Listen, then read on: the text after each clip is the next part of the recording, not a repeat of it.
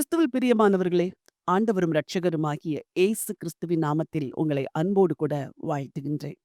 இந்த பூமியில் ஆண்டவர் உங்களுக்கு நல்ல குடும்பத்தை கொடுத்திருக்கிறார், கணவனை கொடுத்திருக்கிறார், மனைவியை கொடுத்திருக்கிறார், பிள்ளைகளை கொடுத்திருக்கிறார், வேலையை கொடுத்திருக்கிறார், எல்லாம் தந்திருக்கிறார். நீங்கள் வசிப்பது சிறிய வீடோ, பெரிய மாளிகையோ, உங்களுக்கு இன்று ஒரு குடும்பம் இருக்கிறது. நாம் பல வேளைகளில் ஆண்டவர் நமக்கு தந்திருக்கிற நன்மைகளை நினைக்காதபடி, நமக்கு இல்லாத காரியங்களை யோசித்து யோசித்து அதை நினைத்தே புலம்பிக் கொண்டிருப்போம். அதை நினைத்தே அழுது கொண்டிருப்போம். எனக்கு அது இல்லை, இது இல்லை, இது இல்லை என்று.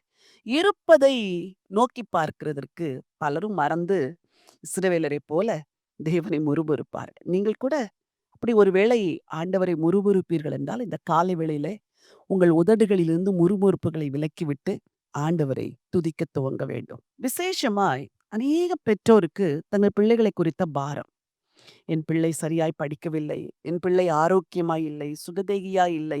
ஞானம் இல்லை. விவேகம் இல்லை. கீழ்ப்படிதல் இல்லை. எடுத்து எறிந்து பேசுகிறான். கோபமாய் நடக்கிறான். கடவுளை அவள் நம்புகிறதில்லை. தெய்வத்தை தேடுகிறதில்லை. ஜெபிக்கிறதில்லை. ஆலயத்திற்கு வருகிறதில்லை. இப்படி பல குறைவுகளை உங்கள் பிள்ளைகளைப் பற்றி நீங்கள் சொல்லலாம். போதித்து போதித்து பல பெற்றோர்கள் சோர்ந்து போனீர்கள். சொல்லி சொல்லி பலர் சோர்ந்து போனீர்கள். இனிமேல் நான் சொல்லப்போவது இல்லை. அவளுக்காக மனம் என்றைக்கு மாறுகிறதோ அன்றைக்கு மாறட்டும். அவனாக என்றைக்கு திருந்துகிறானோ அன்றைக்கு திருந்தட்டும் என்று நம்பிக்கையை விட்டுவிட்டீர்கள், ஜெபத்தையும் விட்டுவிட்டீர்கள். நீங்கள் ஒருபோதும் ஜெபத்தை விடக்கூடாது, நம்பிக்கையை விடக்கூடாது. ஏனெனில் ஆண்டவருடைய வார்த்தை நமக்கு நம்பிக்கையை தருகிறது. ஒரு வேத பகுதியை வாசிக்க விரும்புகிறேன். ஏசாயா 54:13 வசனம். உன் பிள்ளைகள் எல்லாரும் கர்த்தரால் போதிக்கப்பட்டிருப்பார்கள். உன் பிள்ளைகளுடைய சமாதானம் பெரிதாயிருக்கும். என்ன ஒரு அற்புதமான வார்த்தை. உன் பிள்ளைகள் எல்லாரும் கர்த்தரால் போதிக்கப்பட்டிருப்பார்கள். உன் பிள்ளைகளுடைய சமாதானம் பெரிதாயிருக்கும். எத்தனையோ நேரங்களில் நாம் சொல்வதை நம்முடைய பிள்ளைகள் கேட்கவில்லை. ஆனால் அதற்கு என்ன நிவாரணம்? கர்த்தர் பேச வேண்டும். இனிமேல் நீங்கள் ஜெபிக்கும் பொழுது என்ன ஜெபிக்க வேண்டும்? ஆண்டவரே, என் பிள்ளைகள் உம்மாலே போதிக்கப்படட்டும் என்று. ஒரு நாள் ஒரு தாயார் வந்தார்கள். அவர்கள் சொன்னார்கள், அம்மா, என் பிள்ளையை சிறு வயதிலிருந்து நான் பக்தியாய் வளர்த்தேன். 12ஆம் வகுப்பு படிக்கும் பொழுது அவனுக்கு தீய நண்பர்கள் சேர்ந்து விட்டார்கள். வீட்டிலே காசு கேட்பான். கொடுக்கவில்லை என்றால் சண்டையிடுவான். ரூ. 500 பாக்கெட் மணி கொடுக்க வேண்டும் அவ்வப்பொழுது. ரூ. 500 ஒரே நாளிலே செலவழித்து விட்டு வருவான். ஏன் என்று கேட்டால், நண்பர்கள் எல்லாரும் பீஸா வாங்கினார்கள், அதை வாங்கினார்கள், பர்கர் வாங்கினார்கள். நானும் வாங்கினேன்.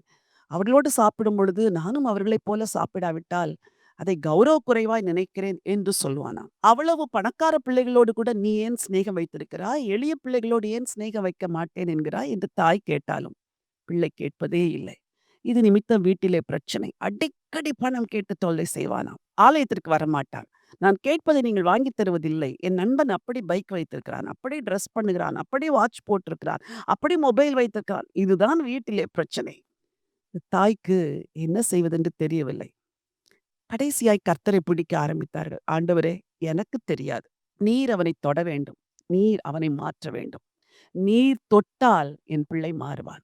ஜெபிக்க ஆரம்பித்தார்கள். கல்லூரிக்கு போனான். 1ஆம் ஆண்டு மாற்றமில்லை. 2ஆம் ஆண்டு மாற்றமில்லை. 3வது ஆண்டிலே கர்த்தர் அவனை தொட்டார். அவன் வாழ்க்கையில் நடந்த ஒரு குறிப்பிட்ட சம்பவம் அவன் வாழ்க்கையவே தலைகீழாய் மாற்றிவிட்டது. இந்த தாய் 3 வருடம் நம்பிக்கையோடு ஜெபித்துக் கொண்டிருந்தார்கள். என் பிள்ளை உம்மாலே போதிக்கப்பட வேண்டும். என் பிள்ளை உம்மாலே போதிக்கப்பட வேண்டும். என் பிள்ளைகளின் நிமித்தம் என் வீட்டில் சமாதானம் இருக்க வேண்டும். அந்த 3ஆம் ஆண்டு நடந்த சம்பவம் அவன் வாழ்க்கையை திருப்பி விட்டது. கர்த்தரை பிடித்தான். கர்த்தரை பற்றிக் கொண்டார். கர்த்தரை சேவிக்க ஆரம்பித்தான். ஆலயத்திற்கு வர ஆரம்பித்தான். அதிகாலையில் கதவை திறந்து பார்த்தால் முழங்காலில் நின்று வேதத்தை படிக்க ஆரம்பித்தான். இந்த மாற்றத்தை தாய் சொன்ன பொழுது காண முடியவில்லை. ஆனால் தேவனே அந்த மாற்றத்தை கொடுத்ததினால் அது அவனுக்குள் நிரந்தரமான ஆசீர்வாதத்தை கொண்டு வந்தது. எனக்கு அன்பானவர்களே, பெற்றோரே, கவலைப்படாதிருங்கள். உங்கள் பிள்ளைகள் எல்லாரும் கர்த்தரால் போதிக்கப்பட்டிருப்பார்கள். நீங்கள் சிறு குழந்தைகளை, கைக்குழந்தைகளை, இப்பொழுதுதான் பேசுகிற குழந்தைகளை வைத்திருப்பீர்கள் என்றால், சிறு வயதிலேயே பக்தியாய் நடத்தி விடுங்கள். அந்த குழந்தைக்கு கர்த்தர் பேசுகிற சத்தத்தை கேட்க சொல்லிக் கொடுங்கள். இளவயதில் இதை சொல்லிவிடுவீர்கள் என்றால், என்றைக்காவது ஒரு நாள் கர்த்தர் அந்த பிள்ளையை தொட்டு வாழ்க்கையை முழுவதும் மாற்றி விடுவார்.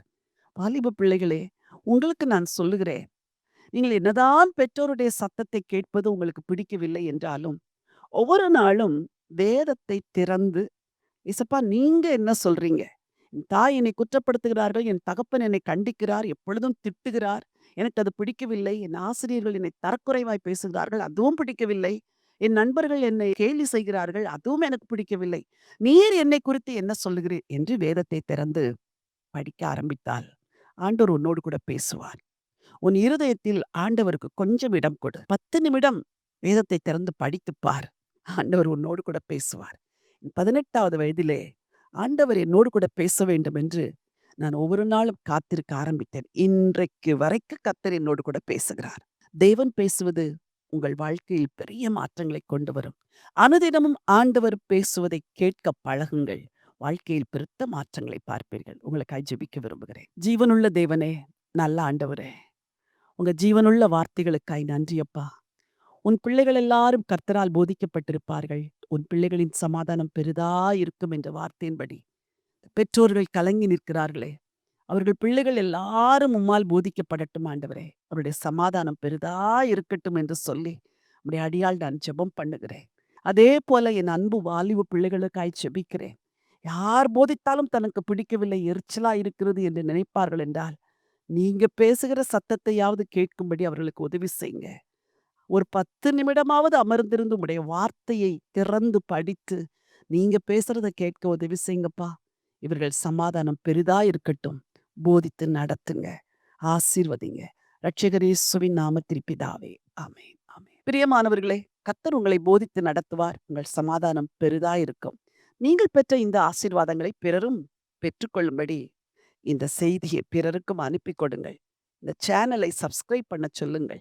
யூடியூபிலே போய் இந்த செய்தியை கேட்கும்படி சொல்லுங்கள். அவர்கள் ஆசீர்வதிக்கப்படுவார்கள் என்றால், அவர்கள் பிறருக்கும் இதை பகிர்ந்து கொள்ளும்படி அவர்களுக்கு ஆலோசனை சொல்லுங்கள். தேவனுடைய வசனம் பரவட்டும். அநேகர் ஆசீர்வதிக்கப்படட்டும். கர்த்தர் உங்களை போதித்து நடத்துவார். அவருக்கு காத்திருக்க வேண்டும் என்ற நினைவோடு இந்த நாளை துவங்குங்கள். நாள் ஒரு வெற்றியின் நாள். உங்கள் சமாதானம் பெரிதாயிருக்கும். May God bless you.